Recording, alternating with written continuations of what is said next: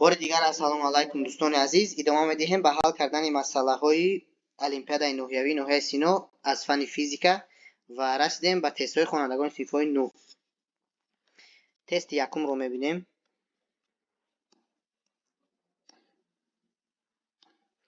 تست یکم میگوید که توپ رو از بلندی 5 متر رها کردن، توپ به زمین برخورده به بلندی 2.5 متر برآمد. نسبت راه طی کرده توپ رو بر مدل کوچیش انجام دادهش یابید.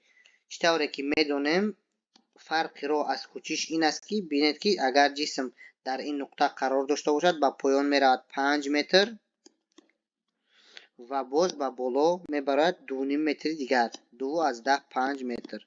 راه طی کرده آن همین توپ جسم است یا اینکه توپ راه طی کرده آن اگر ما آن را با ال اشاره کنیم این میشود که تمام راه طی کردهش یعنی L1 جمع L2 این برابر میشود به 7 از 10 5 متر.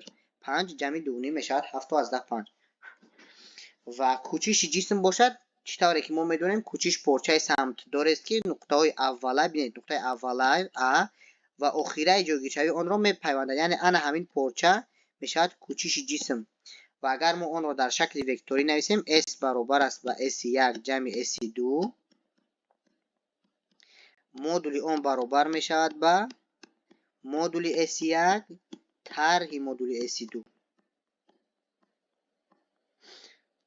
طرح مدل s2 یا اینکه عموما چون که ببینید که اگر ما از اینجا از 5 2.5 رو طرح کنیم انا همون کوچیش یعنی مسافت بین دو نقطه سیاه که من اشاره کردم میبرد این میشه 2 از 10 5 متر و نسبت انا همین راه یعنی نسبت L بر مدل کوچیش S یعنی مدل کوچیش این میشود که L تقسیم S این برابر میشود به 7 از 10 5 تقسیم 2 از 10 5 به 3.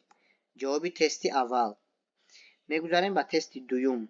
سرعت دویدن ورزشگر به 18 کیلومتر تقسیم ساعت برابر میباشد در چه قدر وقت این ورزشگر راه 1 کیلومتر را طی میکند. یعنی که سرعت دویدن ورزشگر برابر است به 18 کیلومتر تقسیم ساعت در چه قدر وقت مسافت 1 کیلومتر یعنی 1000 متر رو طی میکند. در چه قدر وقت.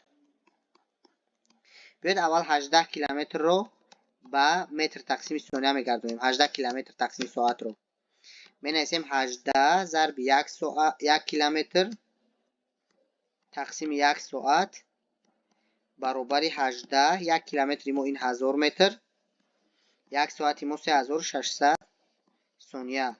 در اینجا بعد از اختصار کنی و کار کردن حاصل میکنیم 5 متر تقسیم ثانیه. سرعت رو به متر تقسیم ثانیه گردوندیم. از فرمول سرعت استفاده میبریم و برابر s تقسیم t. از اینجا t رو میابیم که اگر t رو یافتیم t در پایان است با v جای عوض میکند و خلاص یعنی s تقسیم v. s رو ما در حال در آنجا به متر گردوندیم پس در جای اون 1 کیلومتر نیو 1000 متر میمونیم. تقسیم سرعت ما باشد 18 کیلومتر تقسیم ساعت یا اینکه 5 متر تقسیم ثانیه. 1000 تقسیم 5 این میشود 200 ثانیه یعنی جواب تست دوم میشود 200 ثانیه. تست سوم میگوید چرخ ماشین در یک ثانیه 20 گردش انجام میدهد. اگر دیامتر چرخ ماشین به 0 از 5 متر برابر باشد ماشین چقدر راه رو طی میکند یعنی در همین یک ثانیه.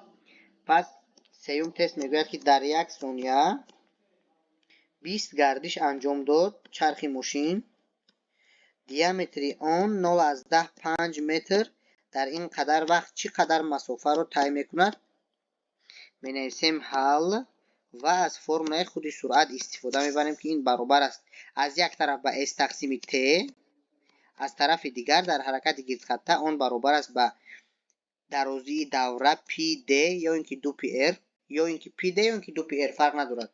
می نویسم که یا 2pr یا pd تقسیم t دور گردش است یعنی v برابر است از یک طرف pd تقسیم t از طرف دیگر s تقسیم t کلان t خورد آخر. انا این برابری رو که میبینیم در اینجا این رو استفاده میبریم این برابری رو استفاده میبریم و s رو میابیم. اما پیش از این برابری رو استفاده بودن дар ҷои t калон боз инро ворид мекунем ки t калони мо баробар аст ба t хурд тақсими n. инро дар ин формула ворид мекунем.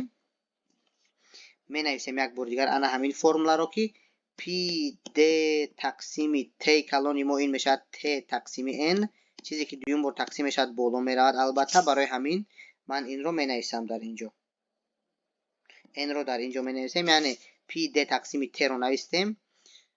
ҳаминро ман дар инҷо навистам, фақат дар ҷои t инро гузоштам.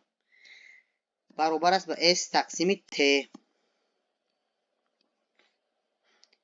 бинед ки дар инҷо t ҳо ихтисор мешаванд. s баробар мешавад ба p d n.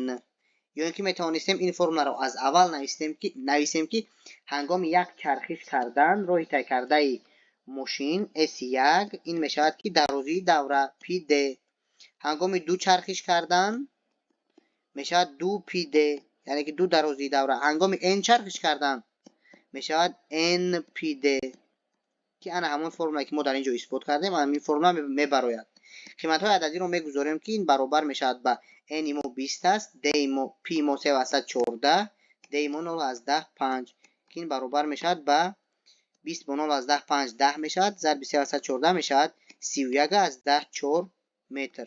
яъне ҷавоби тести сеюми мо 31/4 метр мешавад, ки а мебошад. тестҳои ояндаро дар наворҳои оянда мебинем.